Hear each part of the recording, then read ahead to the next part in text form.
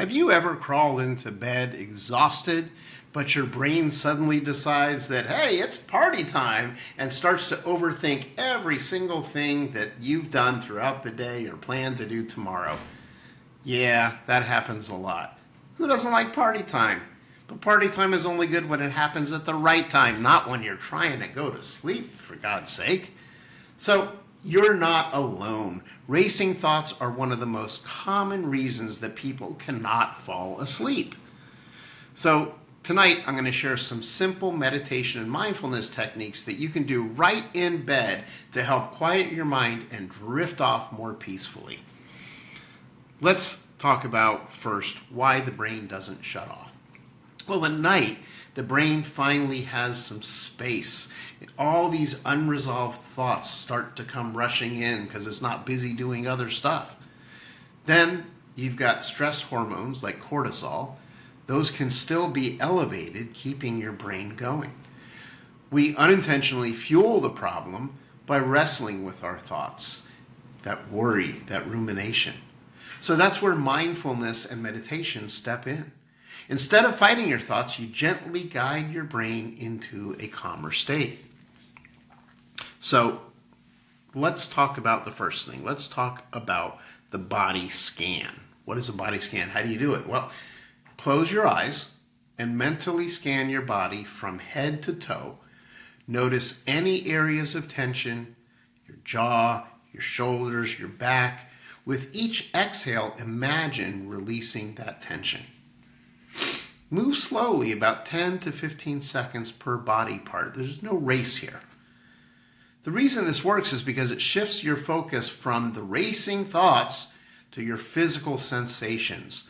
It's what we call grounding you in the present. So there's one technique. Let's talk about the next. Breathing. I'm sure you've heard that breathing is probably one of the most effective ways to reduce your anxiety and to calm you down. And the reason you've heard that is because it's true. So place one hand on your chest and the other on your belly. Inhale slowly through your nose for 4 seconds. Feel your belly rise. Hold it for 2 seconds and then exhale gently for 6. This activates your parasympathetic nervous system, which is your body's natural rest and digest mode.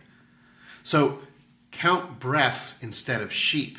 It's way more effective. How about the next tip, which is mindful visualization? So you're laying there in bed. You don't want to be thinking about all those problems at the office or at school and the things that are going to keep you up. So imagine a calm place. Most people think of a beach or a forest or a meadow, but there's lots of calm places. Pick one that works for you. Engage your senses in that. Ask yourself, well, what do I see? I don't mean your eyes are open, you're looking at it. I mean inside, in your brain, what do you see? What do you hear? Do you smell anything?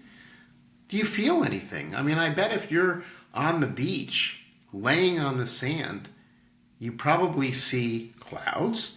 You may see waves coming in. You're certainly going to hear the waves coming in and probably some of those pesky seagulls because someone next to you has some French fries or something they want to eat.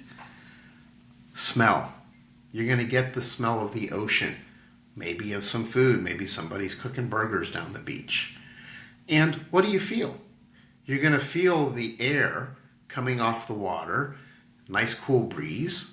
You're going to feel your feet in the sand probably. These are things that are easy to understand. So going through this gently occupies your mind with peaceful imagery instead of that worry and rumination that keeps you up all night. So these things are not about forcing sleep. They're about creating the conditions for your body and mind to allow it to sleep. Encourage consistency through this, like training a muscle. The more that you practice, the easier it gets for you to do. And that's true. That's what we call neuroplasticity. That's how our brains work. So tonight, try one of these techniques. And if you want, comment below which one worked best for you. Because you know by now, when you watch a video like this that you find helpful, you need to subscribe, you need to like, you need to hit that reminder bell, and you need to share it with others. But more importantly, you need to tell us how you found it. Did it help you at all? What did you do? We look forward to hearing from you.